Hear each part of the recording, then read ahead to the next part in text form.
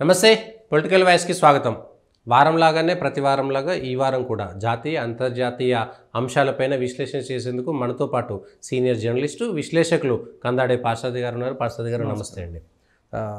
ముఖ్యంగా ప్రపంచాన్ని మొత్తం ఒకసారి ఆకర్షించినటువంటి అంశము హమాస్ చీఫ్, అట్లనే హిజ్బుల్లాకు సంబంధించినటువంటి ముఖ్యమైన కమాండరు, అంటే చీఫ్ ఉన్నా కూడా కమాండర్ దాదాపు అంతా చూస్తున్నాడు అనేటువంటిది సమాచారము.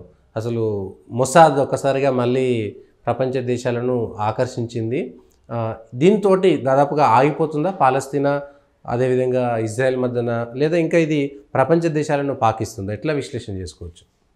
ఇప్పుడు మొసాద్ ఇంతకుముందు కూడా చాలామంది సీనియర్ పాలస్తీనా లీడర్లని, హిజ్బుల్లా నాయకుల్ని, వీళ్ళందరినీ ఎప్పటికప్పుడు తొదుముట్టిస్తూ వచ్చింది. ఎందుకంటే ఇజ్రాయెల్కి ఎవరు వ్యతిరేకంగా ఉన్నారో వాళ్ళని ఏరివేయడం అనేది మొసాద్ పని. ఆ మొసాద్కు మన ఇజ్రాయెల్ యొక్క రాజకీయ నాయకులు ఎవరైతే ఉంటారో, రాజకీయ నేతృత్వం వహించేవాళ్ళు, వాళ్ళు ఎప్పుడూ గట్టిగా సమర్థనిచ్చేవాళ్ళు. మొసాద్ చాలా డేరింగ్ ఆపరేషన్స్ చేసింది. ఒకనొక సందర్భంలో ఆఫ్రికాలో నుంచి కిడ్నాప్ అయిన వాళ్ళని ఫ్లైట్ హైజాక్ అయితే వాళ్ళందరినీ విడిపించుకుని వెళ్ళింది. ఇది అమీన్ చెర్లో ఉన్న వాళ్ళని అవును ఆ రోజుల్లో. So Mossad is known for dare devil operations. So Mossad ఈ పని చేసిందా లేదా అన్నది ఇటు ఇజ్రాయిల్ చెప్పలేదు. ఇరాన్ మాత్రం ఇది ఇజ్రాయెల్ పని అంటుంది, కానీ ఇజ్రాయెల్ మేము చేశామని చెప్పలేదు. ఇప్పుడు ఈ హనీఫా హత్య ఏదైతే ఉందో, పాలస్తీనాకు అంటే మన గాజా స్ట్రిప్లో ఉండే హమాస్కు సంబంధించిన డిఫాక్టో నాయకుడు ఈయన. ముఖ్యంగా రాజకీయ వ్యవహారాలన్నీ ఈయనే చూస్తాడు. అటు ఇరాన్తో సంబంధాల విషయంలో కానీ, ఖతార్తో సంబంధాల విషయంలో కానీ, ఫండింగ్ కానీ, ఈజిప్టుతో సంబంధాలు, మిగతా ప్రపంచ దేశాలతో సంబంధాలు కానీ, అది సిరియా కావచ్చు, టర్కీ కావచ్చు, మిగతా అన్నీ కూడా ఫండమెంటల్గా ఈ హనీఫు ఈ మొత్తం వ్యవహారాన్ని చూస్తాడు. సో ఆయన ఒక రకంగా ఇజ్రాయెల్కు మొట్టమొదటి నుంచి ఒక టార్గెట్.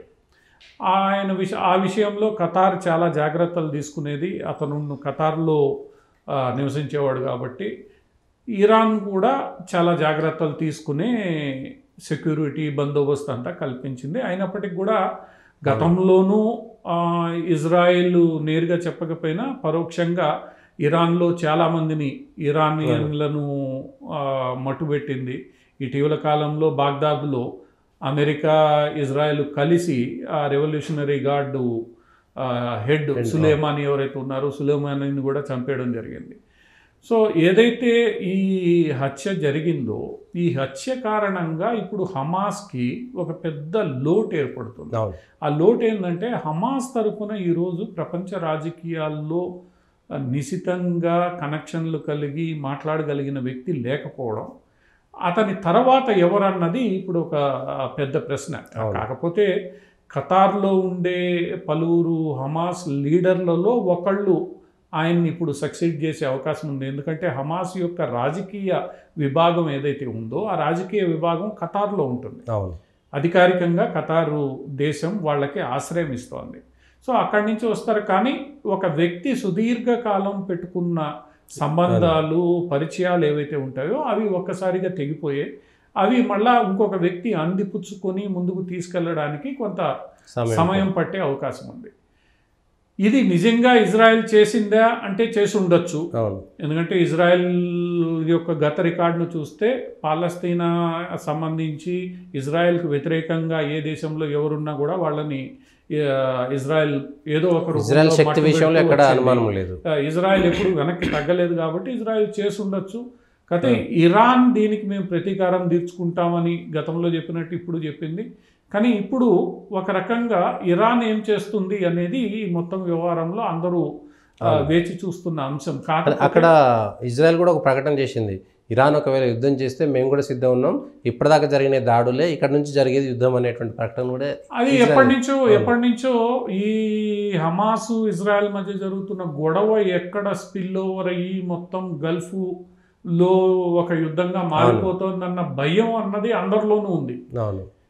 గల్ఫ్ దేశాల్లో కూడా ఉంది. ఎందుకంటే గతంలో ఇరాన్ ఇరాక్ వార్ కావచ్చు, ఆ తర్వాత జరిగిన కువైట్ యుద్ధం కావచ్చు, ఆ తర్వాత ఐసిస్ చేపట్టిన దుశ్చర్యలు కావచ్చు, వీటన్నిటితో గల్ఫ్ దేశాలు విసిగిపోయి ఉన్నాయి. అవును. ఆ నేపథ్యంలో గల్ఫ్ దేశాలు వీళ్ళిద్దరి తగాదా ఏదైతే ఉందో అది మా మీద పడకూడదని, అటు సౌదీ అరేబియా కావచ్చు, ఇటు యునైటెడ్ అరబ్ ఎమిరేట్స్ కావచ్చు, లేదా ఒమన్ కావచ్చు, వీళ్ళందరూ. ఎందుకంటే ఖతార్ మధ్యవర్తిత్వం, యమన్ లో ఉన్న హౌతీస్ కొంతవరకు ఇది చేస్తున్నారు. హౌతీస్ మొన్న ఇజ్రాయెల్ దెబ్బకి ఏం చేయాలనో తెలియని పరిస్థితికి వాళ్ళు వచ్చేసారు. టర్కీ కూడా ప్రకటనలకే పరిమితం అవుతోంది. ఎందుకంటే టర్కీ కూడా ఇన్వాల్వ్ అయ్యే పరిస్థితి లేదు, సిరియా ఇన్వాల్వ్ అయ్యే పరిస్థితి లేదు. ఎందుకంటే సిరియా ఐసిస్తో ఏర్పడిన పరిస్థితులతోనే సిరియా అధ్యక్షుడు బషీర్ కొట్టుకుంటున్నాడు అక్కడ. సో రష్యా ఇన్వాల్వ్ అయ్యే పరిస్థితి లేదు, రష్యా యుక్రెయిన్ యుద్ధంలో బిజీగా ఉంది. చైనా కూడా పెద్దగా మొత్తం వ్యవహారంలో మేము వేలు పెట్టాలని కూడా చైనాకి లేదు, ప్రకటనలు చేయడం మినహా. సో అందరూ ఒక రకంగా యుద్ధం వద్దనుకునే పరిస్థితుల్లో ఈరోజు ఉన్నారు. అది యాక్చువల్గా హమాస్ అర్థం చేసుకోవాలి. ఈరోజు ఆ అధ్యక్షుడు చనిపోయిన తర్వాత అయినా ప్రతిస్పందన అది చూసినప్పుడు ఇరాన్లో సురక్షితం అనుకున్న చోట కూడా సురక్షితం కాదు. ఇరాన్ ఎప్పుడూ కాదు. గతంలో ఇరానియన్ న్యూక్లియర్ రియాక్టర్లలోనే సిఐఐ మొసాద్ కలిసి సాఫ్ట్వేర్ను ప్రవేశపెట్టి మొత్తం గందరగోళం చేసిన సందర్భంలో ఏమైంది? ఇరాన్ ఏం చేయలేకపోయింది. అటు పిమ్మట ఇరాన్ గార్డ్ని ఇరాక్లో చంపి, ఆయన ఒక కమాండర్ని ఇరాక్లో చంపేస్తే అంతకుముందు కూడా కొన్ని హత్యా సంఘటనలు జరిగాయి. మొన్న అధ్యక్షుడు చనిపోయిన దాని మీద కూడా వాళ్ళకి కొన్ని అనుమానాలు ఉన్నాయి. సో ఇటువంటి పరిస్థితుల్లో మొన్ననే ఎన్నికలు జరిగి ఒక రిఫార్మిస్టు అధ్యక్షుడైన వేళ ఇరాన్ ఎలా రియాక్ట్ అవుతుంది అనేది ఒక గమనించాల్సిన విషయం. రెండోది, ఇరాన్ కూడా శాంక్షన్లతో ఇబ్బంది పడుతోంది. ఇరాన్ దగ్గర కూడా ఈరోజు నిధుల విషయంలో కానీ ఇంకో దాంట్లో విషయంలో కానీ ఎప్పటి నుండో ఉన్న అమెరికన్ శాంక్షన్ల కారణంగా ఇబ్బంది పడుతోంది. అప్పుడప్పుడు భారతదేశం లాంటి, రష్యా లాంటి దేశాలు ఏవో సహాయపడడమే తప్ప